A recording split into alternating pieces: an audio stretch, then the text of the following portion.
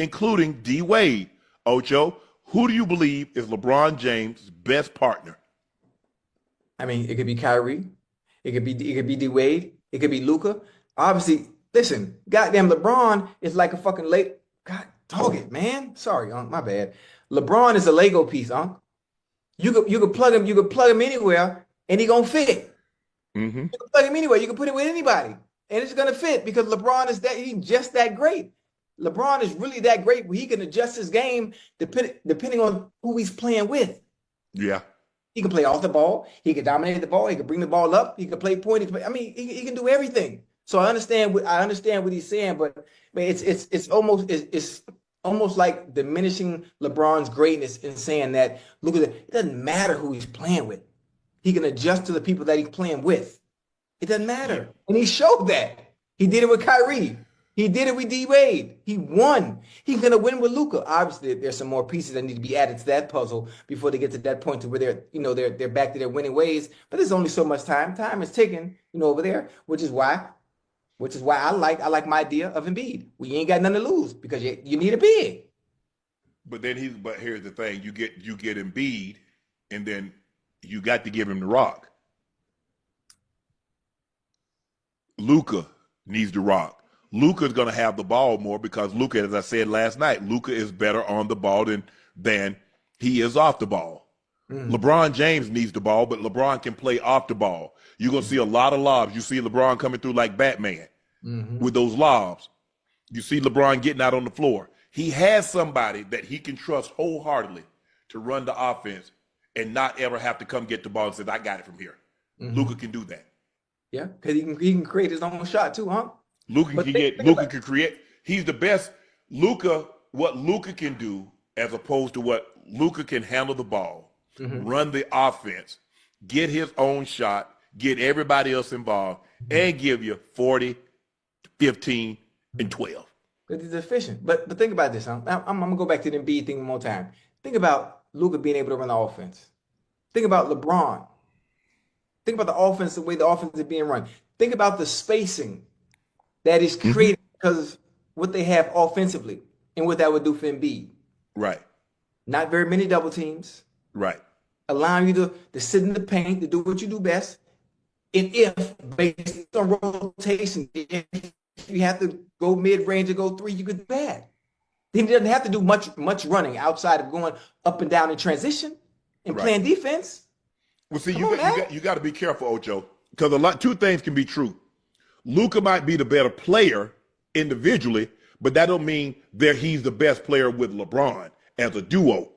Right. Because you take one person that can sing over here, another person that can sing over there, and bring them together, and you might not get that beautiful. You might not get Tina Marie and Rick James.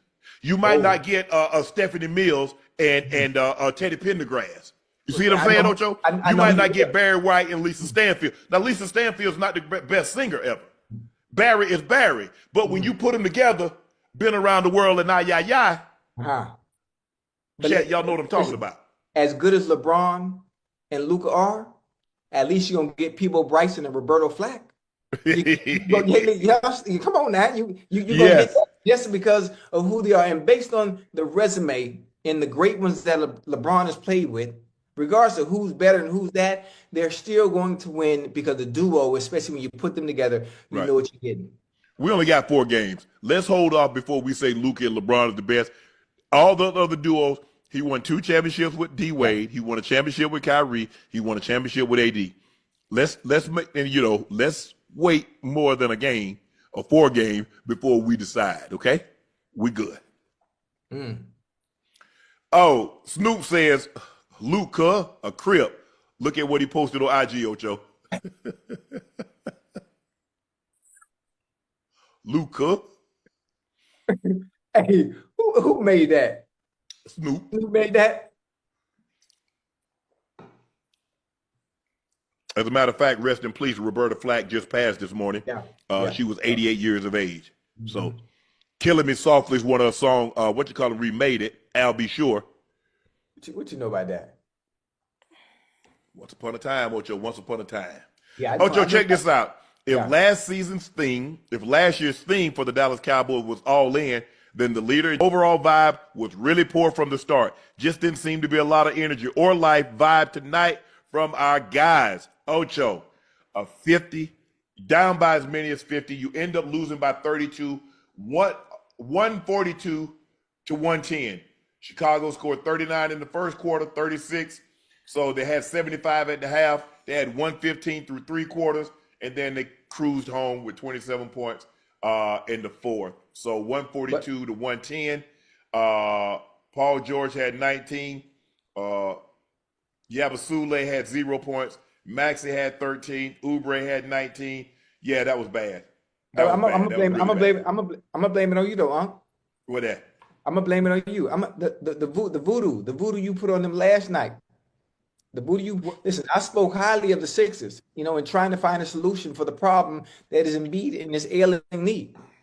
But you went in on them, and the fact that you went on them the way you did is the reason why they played the way they played tonight, and that's why the result is what it was. That's why they were trailing by 50 points.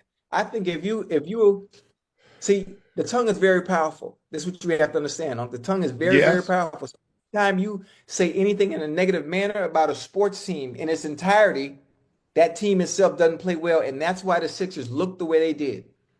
Did they hear me? Did they know I said that last night?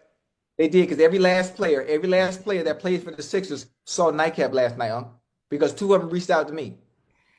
I think the thing is, Ocho, look, I'm shutting Embiid down.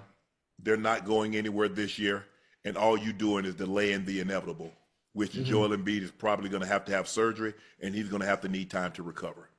Why not speed the process up? Why not have him have the surgery? Now he can start the recovery sooner, as opposed to have him hobbling, mess up something worse than what it is, or mess up something on the other side, have another injury that you'll have to address.